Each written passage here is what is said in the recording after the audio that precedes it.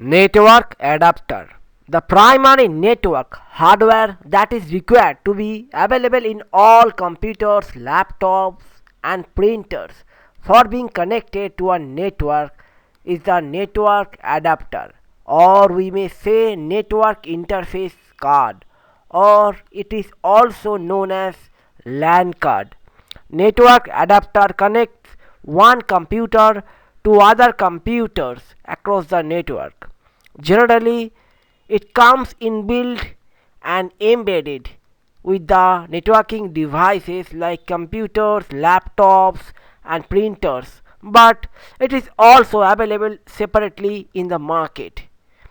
It can be connected in additional slot available in some motherboards for having extra option of LAN interface in a system.